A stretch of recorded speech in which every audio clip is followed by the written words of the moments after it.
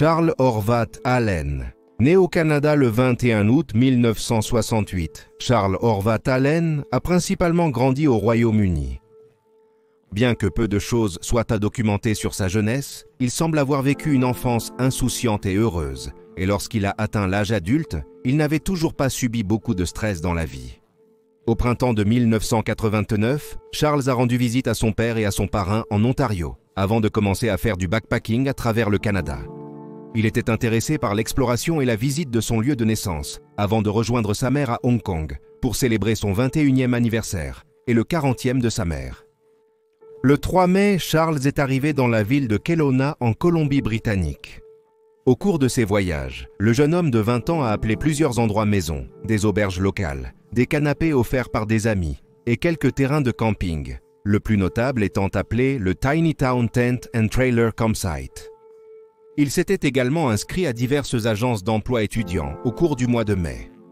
La dernière apparition positive de Charles a eu lieu le 26 mai, où il a été vu encaissant un chèque dans une banque du centre commercial Orchard Park. Bien qu'il devait rencontrer sa mère et son beau-père à Hong Kong en août, il n'avait pas encore acheté son billet. Les parents de Charles ont eu de ses nouvelles pour la dernière fois par fax le 11 mai 1989, mais il n'a pas réussi à reprendre contact avec eux, et sa mère n'a pas pu lui acheter son billet pour Hong Kong en conséquence. Quand Charles a disparu, il a laissé toutes ses affaires et sa tante derrière. Alors que Denise Allen, sa mère, a appelé le détachement de la Gendarmerie royale du Canada à Kelowna et a demandé de l'aide pour retrouver son fils, il n'a officiellement été noté comme personne disparue que le 10 août. En tant que parents inquiets, Denise a passé de nombreux appels à la Gendarmerie royale du Canada entre mai et août, mais la Gendarmerie royale du Canada a refusé de marquer Charles comme disparu parce qu'il avait plus de 18 chauds. Et, je cite, « S'il ne voulait pas appeler sa mère, il n'était pas obligé de le faire. » Lorsque Denise est allée au Canada pour afficher des affiches de personnes disparues et mener sa propre enquête, elle a été contactée par une jeune femme nommée Joanne Zebroff, qui prétendait avoir rencontré Charles au mois de mai et l'avoir laissé séjourner dans sa maison à Kelowna. Elle le décrivait comme charmant et a noté qu'il aimait parler de sa famille, montrant souvent les photos qu'il avait prises avec eux. Elle a ensuite dit qu'elle l'avait vu dans une boîte de nuit appelée Livewire quelques mois plus tard, en août. Cependant, cette observation n'est pas vérifiée. En juillet 1990, la Gendarmerie royale du Canada a fouillé le petit camping de la ville. Ils ont récupéré certains de ses vêtements et son sac de rasage auprès d'un résident là-bas. Avant cela, Denise avait visité le site elle-même et on lui avait donné quelques objets de son fils, dont un chapelet, une Bible en papier rouge et une sangle en cuir. Le manager a donné à Denise des objets stockés pendant 1 an dans un hangar, mais a prétendu que sa tante, d'autres affaires, photos et passeports avaient été jetés au printemps 1990. Encore une fois, on ne sait pas pourquoi ces mesures ont été prises. L'affaire semble avoir été très mal gérée, car la Gendarmerie royale du Canada a mis 2 mois à signaler Charles comme une personne disparue, puis a pris 1 an pour fouiller son dernier lieu de résidence connu, avant de finalement ne pas sécuriser tous ses objets. Certains d'entre eux auraient pu indiquer où il était allé, ou ce qu'il avait prévu de faire le jour de sa disparition. Les actions du camping semblent également précipitées, mais ils n'étaient peut-être pas au courant que Charles avait été signalé disparu, bien qu'on ne sache pas pourquoi ils ont conservé 3 objets aléatoires, plutôt que la carte d'identité et les photographies du jeune homme de 20 ans. En mars 1992, Denise a fait un voyage au Canada, où elle a reçu 2 lettres anonymes, toutes 2 livrées par un taxi, pendant qu'elle séjournait au motel Pandozi Inn. L'auteur des lettres prétendait que Charles avait fait la fête avec un groupe de personnes, mais qu'il avait fini par se battre et avait ensuite été tué. Ils ont dit que son corps avait été jeté dans le lac Okanagan. Des plongeurs bénévoles locaux sont allés dans le lac et ont cherché pendant 3 jours avant d'être finalement aidés par International Sea Search, basé à Vancouver, qui a apporté des caméras submersibles. L'équipe a cherché sous le vieux pont flottant pendant 3 jours supplémentaires, la Gendarmerie royale du Canada se joignant le 5e jour sur les 6 jours de recherche. Le vendredi 3 avril 1992, à 10h14, les plongeurs de International Sea Search ont localisé un corps masculin et ont appelé la Gendarmerie royale du Canada, qui est arrivée sur les lieux peu de temps après. Leurs plongeurs ont récupéré le corps, mais il n'a pas fallu longtemps avant qu'il ne soit identifié comme appartenant à un homme âgé qui s'était suicidé 7 ans auparavant. La deuxième lettre, qui est arrivée pour Denise, prétendait que les autorités cherchaient du mauvais côté du pont, mais rien d'autre n'a jamais été trouvé dans l'eau. Puis en 1995, un corps décomposé a été trouvé dans la région forestière autour de Kelowna. La famille n'était initialement pas au courant qu'un corps avait été trouvé et cela leur a été signalé par des amis qui avaient vu le reportage à la télévision. Cependant, 6 semaines plus tard, la famille de Charles a été informée que ce n'était pas leur fils disparu.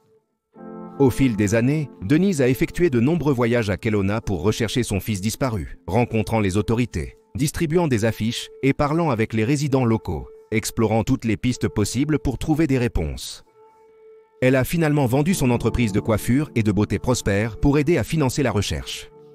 En 2010, elle a loué un espace d'affichage pour pouvoir annoncer la disparition de son fils et demander de l'aide, mais cela n'a mené nulle part. La même année, l'unité des crimes graves de la Gendarmerie royale du Canada a inscrit Charles comme décédé. Denise a déclaré aux médias « Comment et par quels moyens, je ne sais pas, mais quelque chose de terrible lui est arrivé qui l'a empêché de rentrer à la maison. Je veux savoir où se trouvent ses restes. Je veux qu'il soit enterré avec sa chère Nana à Cambridge, en Angleterre. » Les autorités ont cru, au moins pendant un certain temps, que Charles avait peut-être disparu volontairement, puisque Johann Zebrov prétendait l'avoir vu plusieurs mois après qu'il a perdu contact avec Denise. Il aurait également dit à 2 de ses proches qu'il avait pensé à disparaître de la surface de la Terre et que sa mère ne le retrouverait jamais. De plus, il y a eu des observations non confirmées de Charles, faisant de l'autostop à travers le Canada jusqu'en 1992. Cependant, Denise Allen pense que son fils est mort à peu près au moment de leur dernier contact. La Gendarmerie royale du Canada a déclaré qu'elle reste ouverte d'esprit à propos de la disparition et que le dossier restera ouvert jusqu'à ce que Charles soit localisé. En 2015, Denise a déclaré que son voyage au Canada cette année-là serait probablement le dernier en raison de sa santé et de ses finances. Le père de Charles, ses parrains et ses grands-parents sont tous décédés dans les années qui ont suivi sa disparition. En août 2020, Charles a été officiellement déclaré mort, en vertu de la loi britannique, sur la présomption de décès de 2013. Le même mois, Locat International, qui est composé d'une équipe d'anciens détectives et de spécialistes visant à aider à résoudre les affaires de personnes disparues, a accepté de prendre en charge l'affaire. Ils sont aidés par des étudiants en criminologie à l'université Leeds Beckett. Denise a noté qu'elle est soulagée par le podcast Missing. Elle a dit « Je sais qu'il y a des gens à Kelowna qui connaissent le sort de mon jeune fils, mais malheureusement, ils ont trop peur de se manifester. Je ne vis pas leur vie, je ne suis pas à leur place. Charles n'y habite pas. Je ne marche pas dans leurs chaussures. » Charles Horvat Allen a été vu pour la dernière fois le 26 mai 1989 au centre commercial Orchard Park à Kelowna, en Colombie-Britannique, Canada.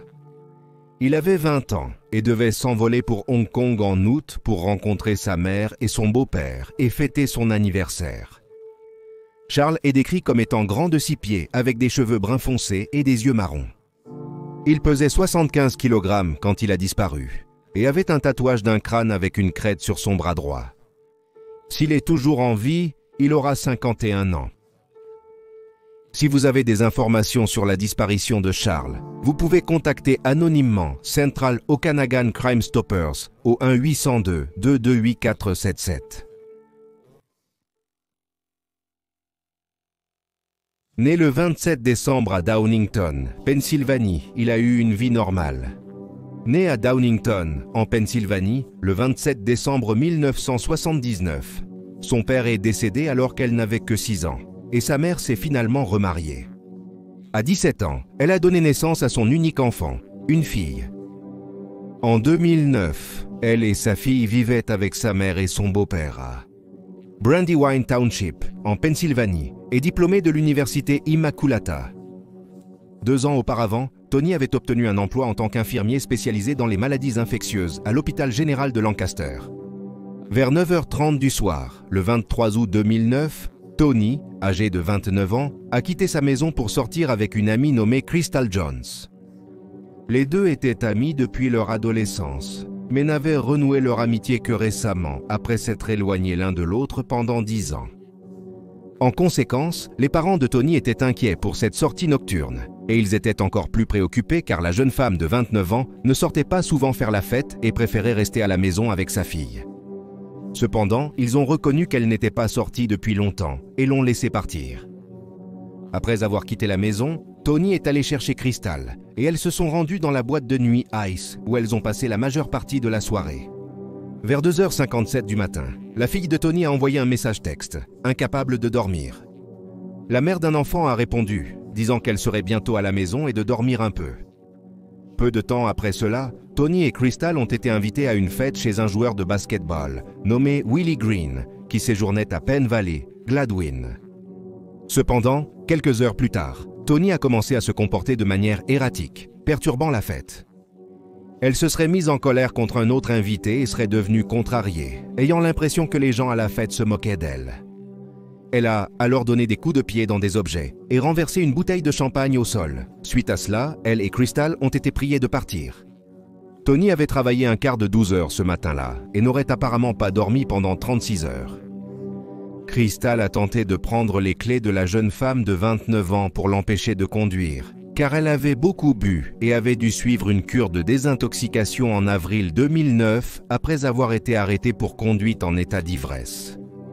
Mais Tony a arraché les clés et le couple a conduit quelques pâtés de maison avant qu'une bagarre n'éclate, car Crystal ne voulait pas que Tony conduise.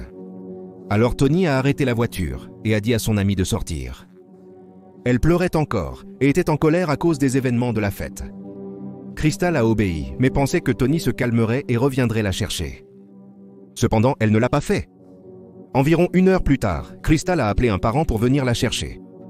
Plus tard dans la matinée, Crystal a appelé chez Tony et s'est plainte à sa famille qu'elle l'avait laissée abandonnée au milieu de la ville sans moyen de rentrer chez elle. Elle a également ajouté qu'elle avait quelques affaires appartenant à la jeune femme de 29 ans et qu'elle les apporterait. C'est ici qu'elle a découvert que Tony n'était pas rentré à la maison et donc Donna Nabel, la mère de Tony, a prévenu la police.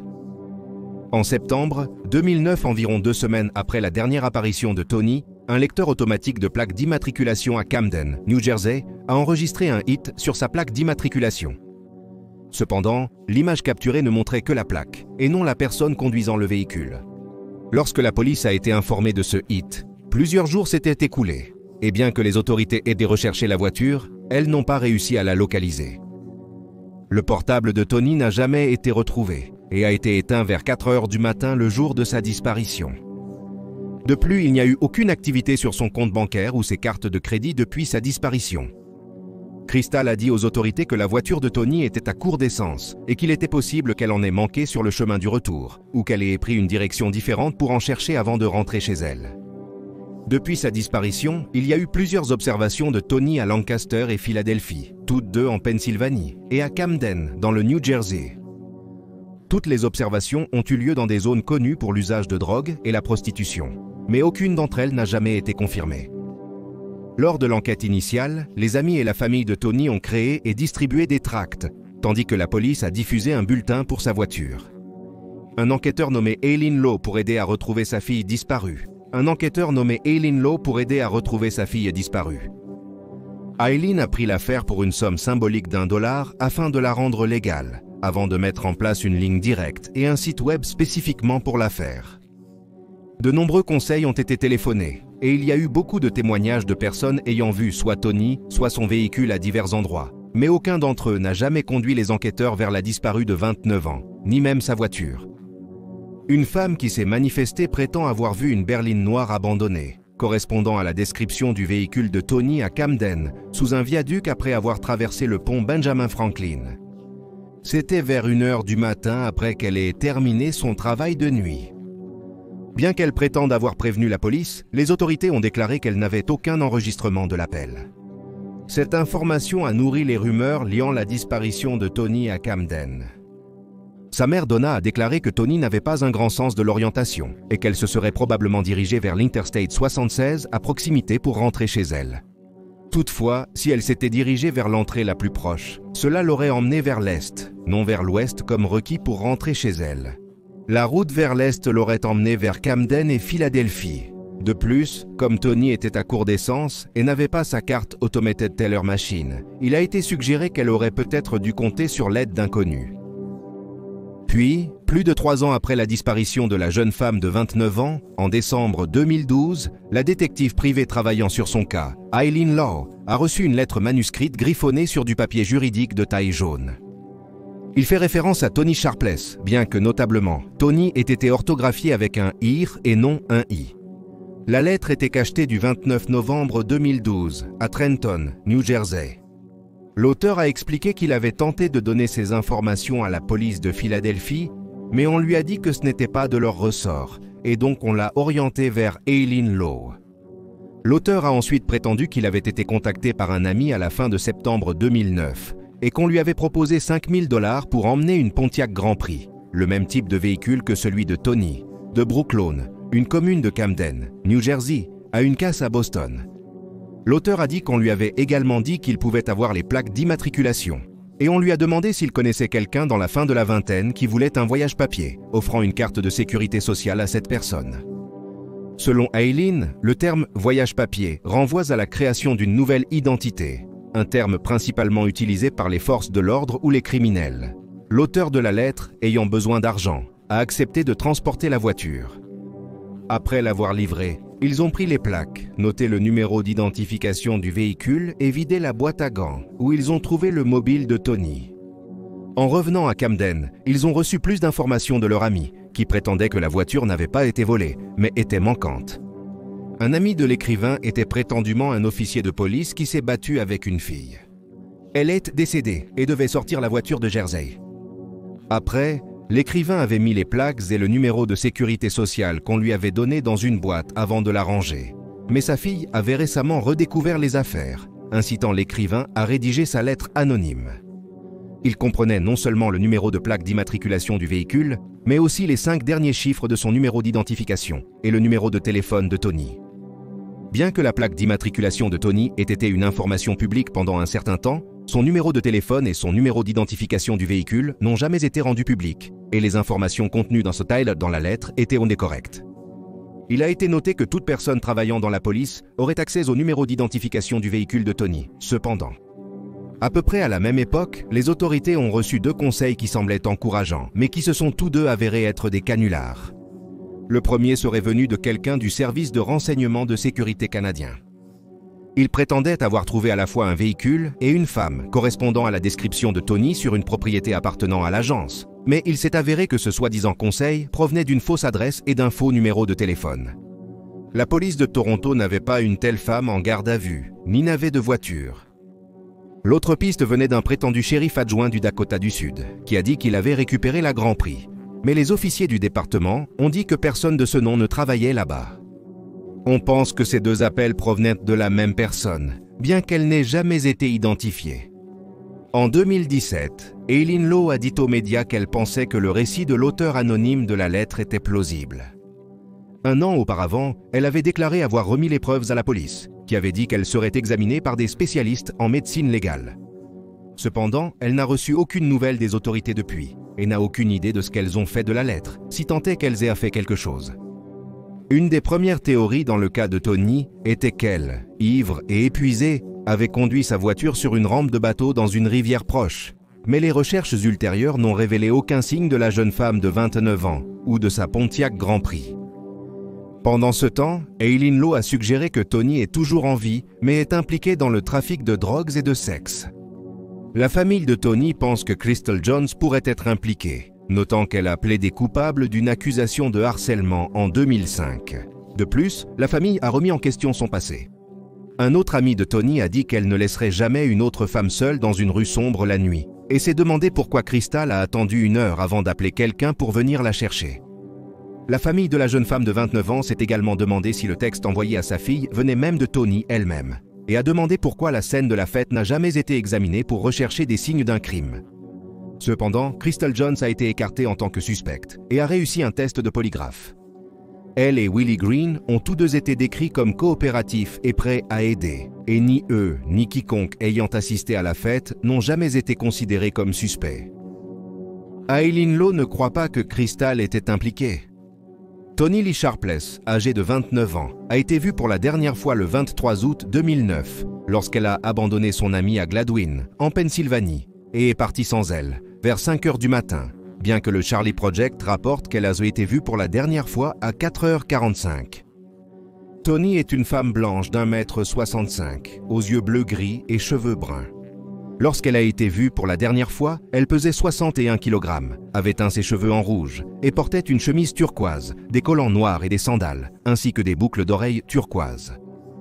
Toni souffre de troubles bipolaires et prend des médicaments quotidiennement pour aider à gérer sa condition. Elle a peut-être eu une crise maniaque la nuit de sa disparition.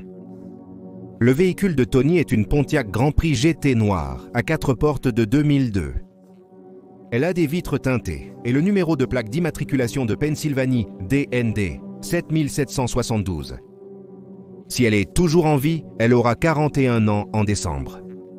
Si vous avez des informations sur la disparition de Toni, vous pouvez appeler le département de police de West Brandywine au 61038 08 201 ou le département de police de Lower Merion Township au 610 49 1000. Et voilà les faits. Veuillez laisser un commentaire ci-dessous avec vos propres pensées et spéculations. Et n'oubliez pas d'aimer cette vidéo et de vous abonner pour soutenir la chaîne. Merci d'avoir regardé. Soyez prudents et en sécurité. À la prochaine.